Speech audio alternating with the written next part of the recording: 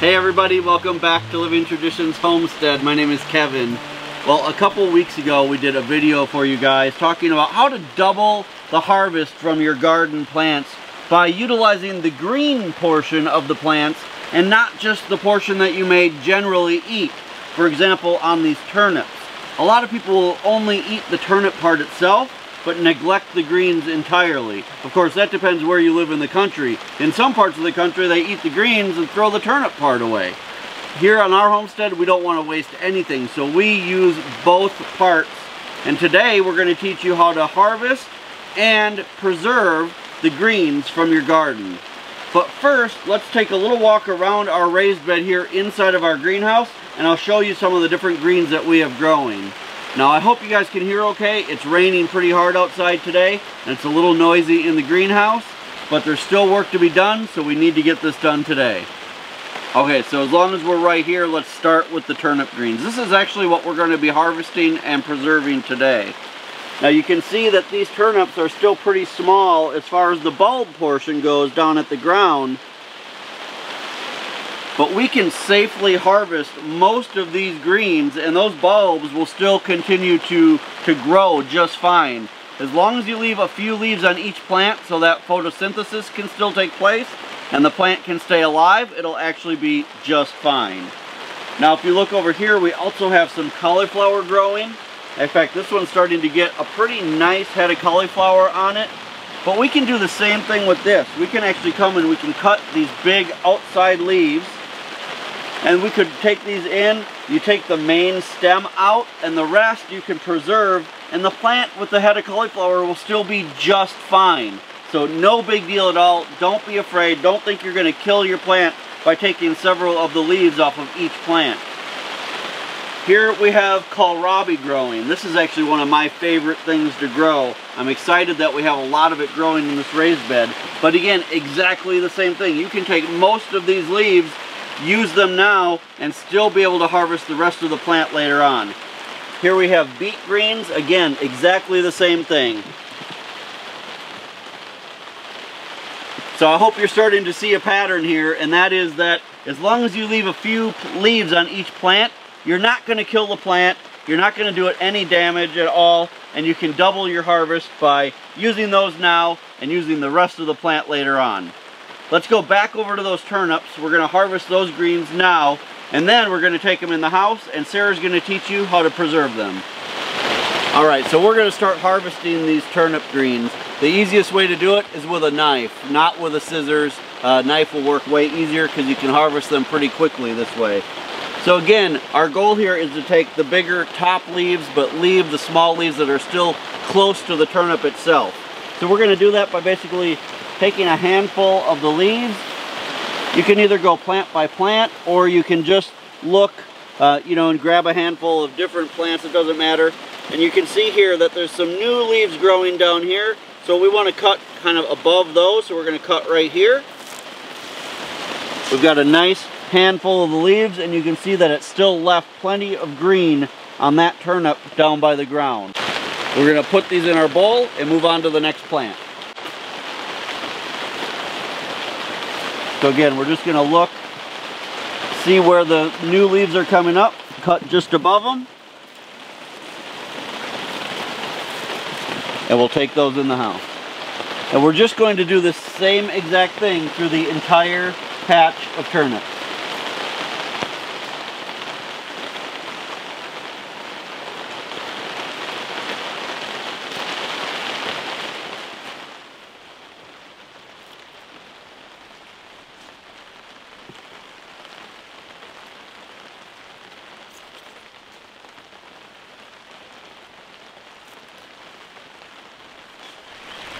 All right, we've got them all harvested. Now these 2 bowls down here actually came from that patch that I showed you just a minute ago where we were working a second ago. But this bowl actually came from a smaller patch of turnips that we have at the far end of the garden. And this is actually the second time we've harvested the greens off of those. So that's another way that you can get even more. Within about 2 or 3 weeks, these turnips that we just cut will be this full once again. And we can cut them again if they're not already ready to pick the actual turnips. So, you know, it's a great way to extend what you get. And these greens are so great. So we're going to take these in the house. And we're going to show you how you can preserve them, because you're probably not going to eat all of these at once. We're going to show you how you can preserve them so you can use them later on. Well, look at all of these gorgeous turnip greens that Kevin brought in to me from the greenhouse. It's time for me to get started on these guys. There are 2 things that we need to do first, and you can do them in either order, it doesn't matter. We need to de-stem the leaves, and then we need to wash them. If you want to wash before you de-stem, that's fine, but I'm going to de-stem them before we wash them. It's really pretty easy. There are a couple different ways you can do this. There are tools out there on Amazon or other websites that will help you take the leaves off of these stems. They're really pretty nifty. You just put it here and rip it and all the leaves come off and the stem comes off clean. I don't have one of those, so I just pull the leaf parts off of the stem and call it good. The little bitty parts of the stem up here you don't need to worry about. It's just the thick parts of the stem. So I'm going to work on that and get these all off of the stem, and then we'll start washing them.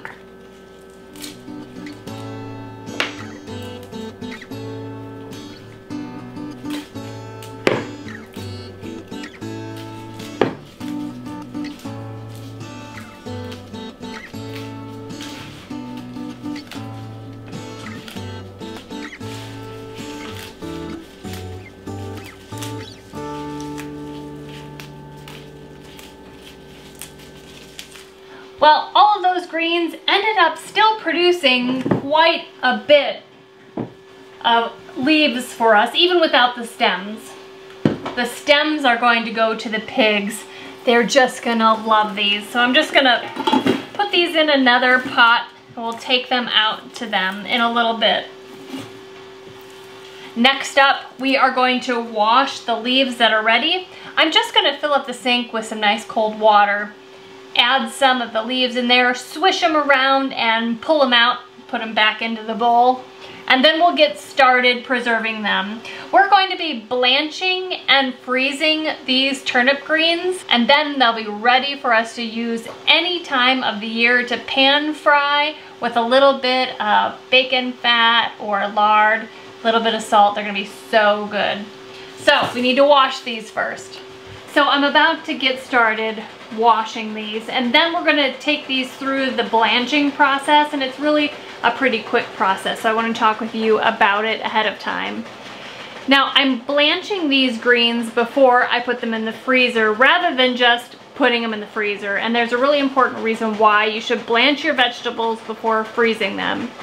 All of these fresh vegetables have an enzyme in them that continue working if you don't blanch them first, even if they're in the freezer.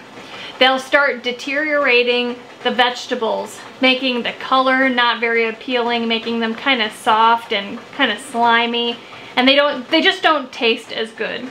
So by blanching them, which means plunging them into boiling water for just a couple of minutes, taking them out really quickly and putting them in cold water to stop the heat. That process of heating them up kills that enzyme and preserves the color, the texture, and the flavor of your vegetables. So that's what we're going to be doing, and you'll see the process that I have in just a second. Now, in preparation for this, I have a pot of water on the stove, and it is boiling. I brought it up to a boil first and turned it off, but now that we're about to start, I'm going to turn it back on again. I've also prepared a pot of cold water. You can also use ice water, but I'm just going to use cold water. That's going to help stop the cooking process. I'm also going to be using a pasta colander. I'm going to put the washed vegetables, the washed greens, into here and submerge it into the boiling water. Once it's done cooking, I can take it out, all of the hot water will drain out, and then I can put it right into the cold water. When I'm done there, I can pull it out, put it into the sink and let it drain so I can pack it for the freezer without so much water in it. So let's get started with that whole process. So I have some of my greens here and cold water in the sink. I'm just going to put some of them in here. Put them down into the water, and I'm just going to agitate them. I know that these greens are not very dirty because they were in the greenhouse. Plus, we don't use any pesticides or herbicides on any of our vegetables. So I know that they're clean and free from any chemicals. Now I'm just going to grab them bunches at a time and put them in the colander.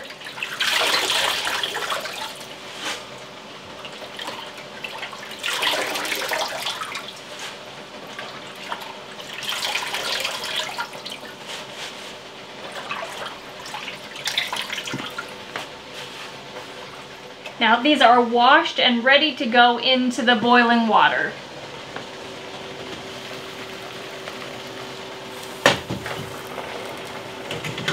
There they go. I'm going to stir them down into there.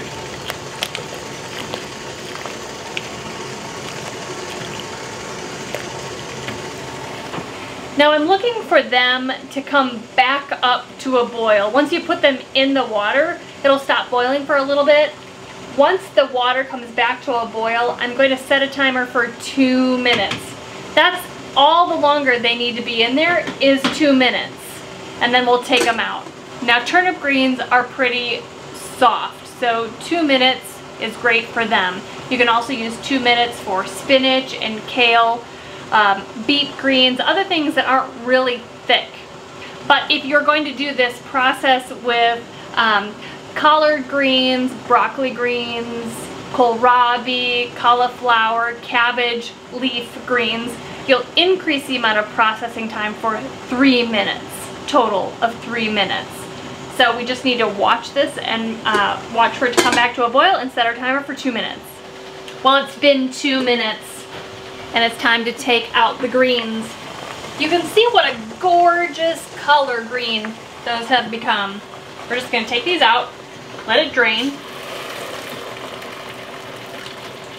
And then we're going to plunge them right into the cold water.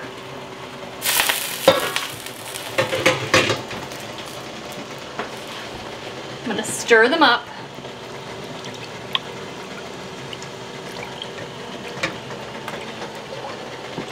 We're just going to keep them in there for a few minutes until we can feel that they are cooled off. Not quite yet. Okay, we're all set. The greens are cooled. We're going to let that drain.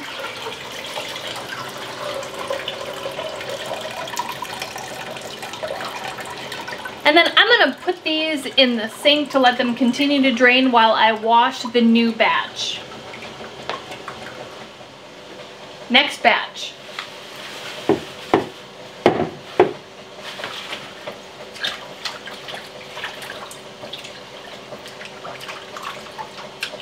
I'm going to let these sit in here for a minute because the greens that are in here are ready to be packed. So let me show you what I'm going to do.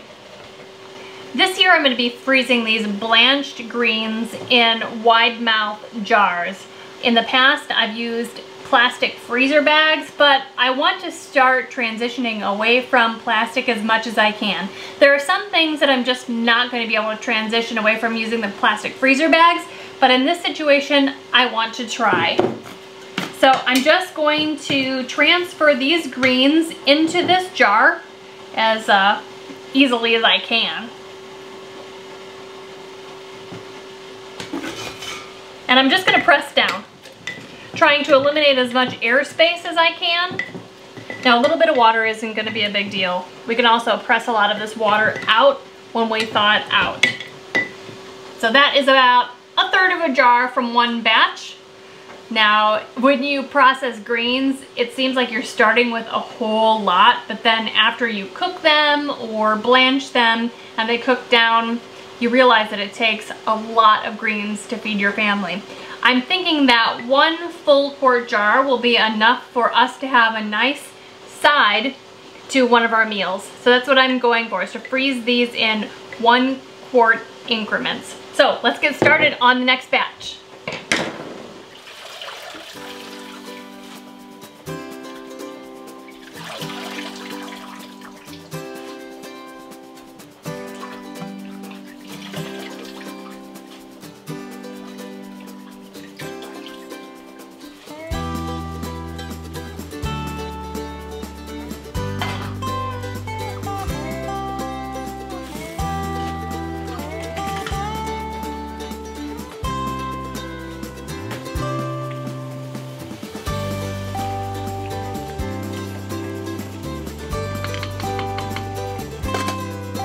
Our 2 minutes is up for our second batch.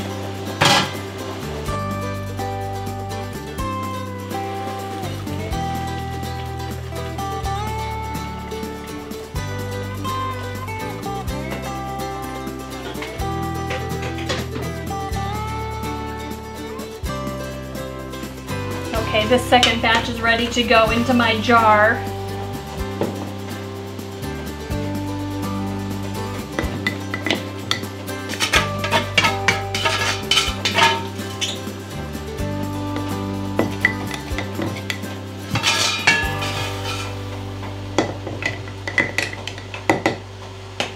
Let's keep going. Okay, 4th round of the turnip greens into the first jar. And I think that this is going to be all we're going to put in this jar. It should be a quite nice amount of food for our family for one meal. There we go. I'm just going to get a lid for this.